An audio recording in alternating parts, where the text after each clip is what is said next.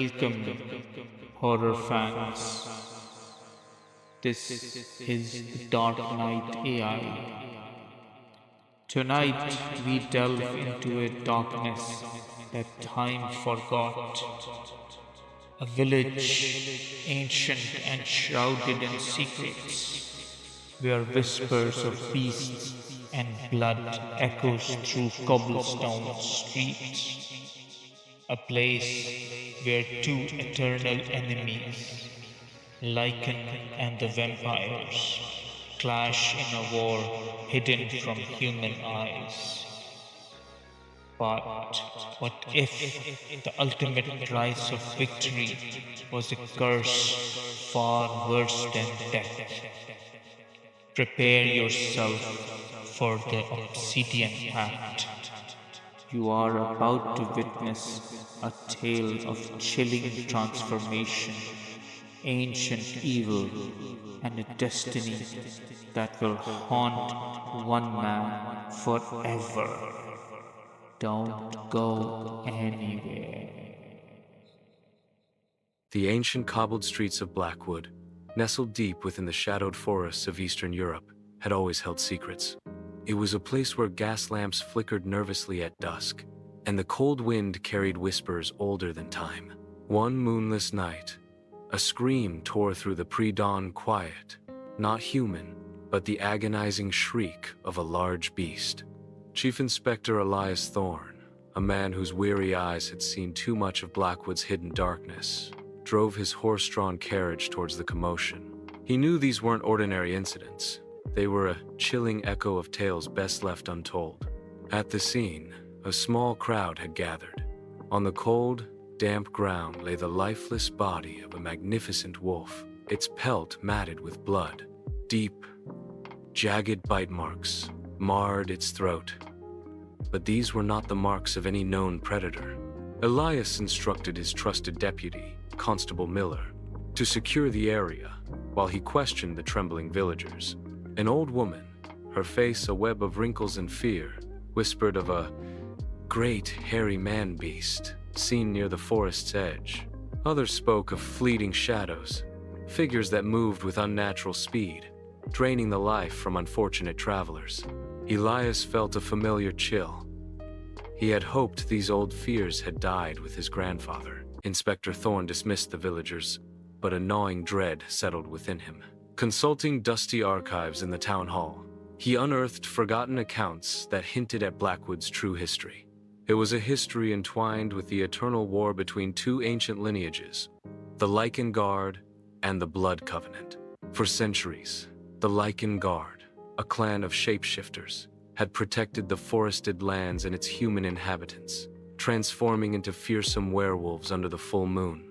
Their sworn enemies, the Blood Covenant, were an ancient line of vampires who had arrived from distant, colder lands ages ago, preying on human life and seeking dominion over the night.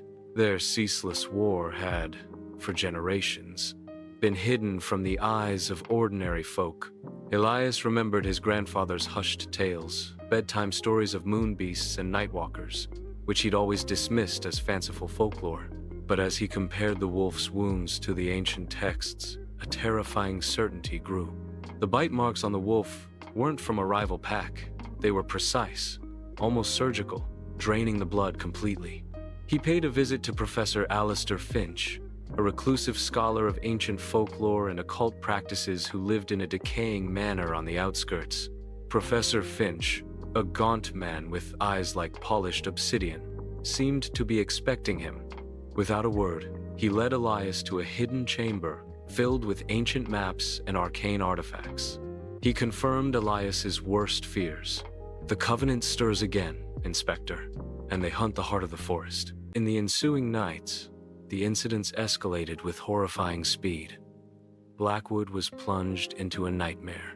More bodies were found, their throats bearing the telltale marks of a blood-draining attack.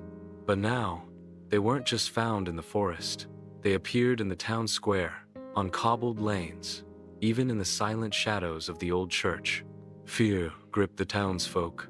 Reports flooded in of dark, bat-like figures soaring silently above the rooftops. their whispers carried on the wind, driving some to madness. Elias understood that the ancient feud had spilled from the forests into the very heart of the town. Professor Finch revealed that the Blood Covenant was growing bolder, their numbers swelling with newly turned, ravenous creatures. Their ultimate aim wasn't just sustenance, but to eradicate the last true heir of the Lycan Guard, who, according to prophecy, possessed the heart of the forest, the most potent bloodline of their kind, whose true awakening could repel the Covenant for centuries. The professor explained that these vampires didn't merely feast on human blood. They sought the essence of Lycan blood to amplify their own power, transforming into even more formidable predators. Their next purpose was utter domination, starting with the elimination of the Lycan's last hope. He warned Elias. The heart of the forest is likely unaware of his destiny, and the Covenant will find him through the growing fear of the town itself. Elias and Professor Finch began their desperate search for the Lycan Guard's unwitting heir. Their clues led them to a humble cottage on the edge of town, where a young woodcutter named Caleb resided. Caleb was a quiet, unassuming man, completely unaware of his true heritage. But Elias noticed the dark circles under Caleb's eyes, the way he flinched at sudden sounds, the restless energy he exuded as the full moon neared. He was unknowingly fighting an internal battle. Meanwhile, the Blood Covenant was closing in. Their ancient leader, the formidable and chillingly elegant vampire lord, Valerius Thorne, had waited centuries for this moment. Valerius was not just a distant relative of Elias. He was the twisted, darker branch of the Thorne lineage, a secret shame the family had tried to bury. Valerius intended to make Blackwood his new kingdom, and, by eliminating Caleb, extinguish the last ember of the Lycan Guard forever. One evening, as Elias interviewed Caleb, a sudden, blinding pain shot through Caleb's head. He screamed, clutching his temples. His eyes rolled back, and a guttural growl rumbled deep in his chest. Valerius's psychic influence was probing, seeking the heart of the forest. Professor Finch quickly intervened, placing an amulet of carved moonlight amber around Caleb's neck. The pain subsided, but Caleb was left terrified and confused. Elias knew time was running out. The night of the full moon arrived, cloaked in a thick, supernatural fog that seemed to emanate from Valerius himself. His coven, moving like wraiths, launched their full assault on Caleb's cottage, their eyes burning like embers in the darkness. Caleb felt an agonizing transformation ripple through his body, his bones shifting, muscles tearing. This was his first uncontrolled shift, a terrifying, primal experience. He transformed into a truly monstrous werewolf, larger, more primal, and infinitely more furious than any beast seen before, his eyes burning with a mixture of terror and raw power. Inspector Elias Thorne and Professor Finch arrived as chaos erupted. Elias, seeing the horror unfold, commanded his constables to evacuate the townspeople into the old church, its consecrated ground a temporary sanctuary. He and the professor then watched, helpless, as the brutal clash between werewolf and vampires began. Caleb, in his monstrous form, fought with savage ferocity against Valerius and his bloodthirsty coven. The battle raged through the narrow alleyways and over the cobblestone rooftops. The werewolf's claws and fangs tore through the vampires, while their icy fangs bit deep into his flesh, drawing blood that mysteriously seemed to clot even as it flowed, regenerating almost instantly.